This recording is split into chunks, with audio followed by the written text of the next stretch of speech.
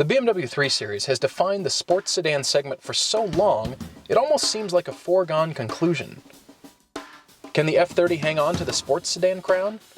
Or will one of these upstarts steal the keys to the kingdom? The steering has a great weight to it, which BMW has always done pretty well, and I do feel like I'm connected to the tires, but I don't feel as dialed into the chassis as I have in other 3 Series.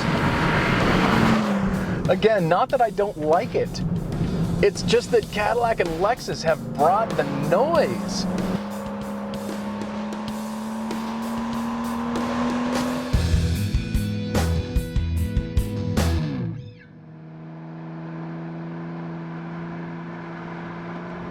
You know, ever since the Cadillac ATS came onto the market, I've loved how this thing looks.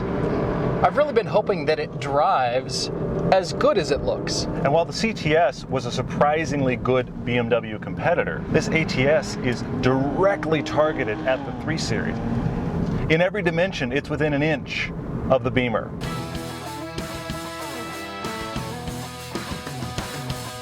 The thing about the ATS is presence. The design is coherent, with the lines leading around the car from all angles. The result is classy and luxurious, and it makes the car look larger than the other two, even though it isn't. The high rear deck with sharp lines defining the taillights make the ATS one of the more nicely proportioned cars I've seen.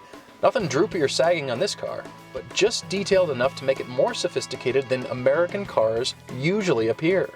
These waterfall lights are polarizing. Not everybody's going to like them. But in a world where most everyone is trying to copy Audi's lighting style, this looks wonderfully unique. Inside, well, the Cadillac is brown. I'd much prefer black and no wood trim, but there are buyers out there that like this, I guess.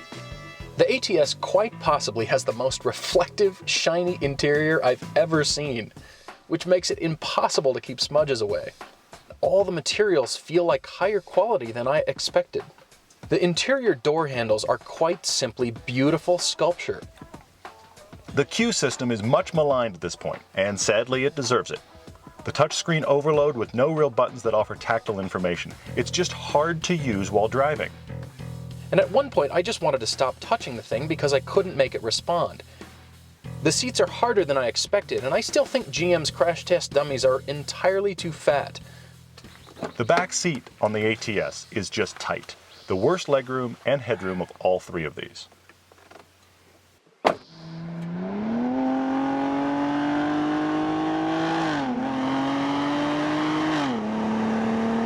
So of all these cars, this one has the most horsepower. This V6 has been a lot of GM product. It does provide a good amount of grunt here. You're not lacking for power, but it doesn't have the kind of insane thrust of the BMW, and it doesn't have the frenetic nature of the Lexus in full sport mode. And it's the only one of these 3 cars that only has a 6-speed transmission. I can't believe only goes with 6-speed transmission, but this is where we're at now. You used to think 6 gears was a lot. No longer. It doesn't take advantage of the power coming out of this car. The transmission doesn't really know how to use it. It's sort of like you have to ring the engine room, you have to ring up the transmission department and make a special request that, okay, I want a gear change now. It can't compete with the Beamer on powertrain, transmission, and sheer grunt. It just can't keep up.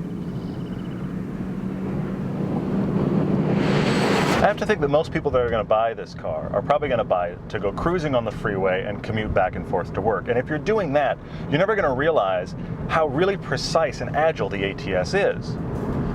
The harder I drive the ATS, the more I realize how much balance and performance is lurking in this chassis.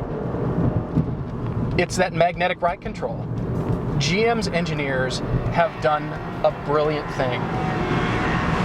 They have figured out how to make this car handle like it shouldn't.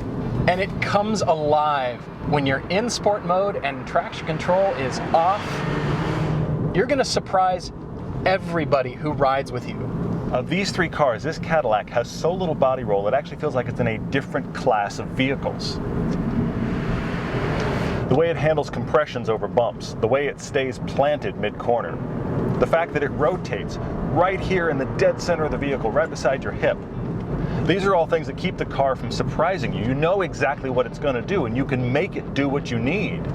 The ride quality through the corners, the handling is absolutely brilliant. It is so precise through the corners, but yet overboosted. It's too easy. And therefore, it is the most accurate steering. Of these three cars, the Cadillac is the most accurate. It doesn't have the best feedback. The ATS is telling you enough information, and the chassis is so balanced that you've got to really do it wrong to overcook yourself. Even though it's an electric steering rack and the ratio is not any different than the BMW, I can sense what the tires are doing in a way that the other two cars just don't communicate. Again, let me remind you, you're driving a Cadillac. This shouldn't be possible. I'm shocked to find that it feels like the BMW and the Cadillac switched personalities. This Cadillac does feel lighter and more precise than the BMW. That's practically its own ad campaign. I can't believe I just said that, but it's true. If you're going to own this car, I wish there was a way to have it in sport mode all the time. There shouldn't even be another mode. It should just be built this way. It's so good. Here's my problem with the car. This is almost a one-trick pony. It kind of feels like all of the things Cadillac used to do well, which was just focus on luxury and insulate you from the road, they've gone away from that so much. They've now made by far the most dynamic car, but the one that isn't as luxurious and isn't as shielding. So it's kind of a one or the other, and I can't blame them. It's a tough battle.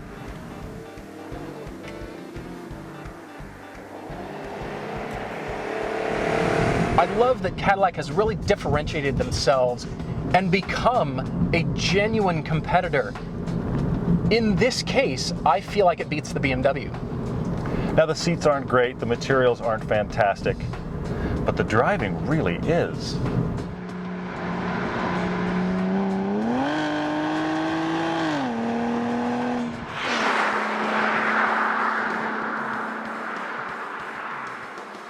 Three different interpretations. And they're almost identical in footprint. It's yeah, they shocking are. how similar and they are. stats too. Yeah, absolutely. But they're completely different.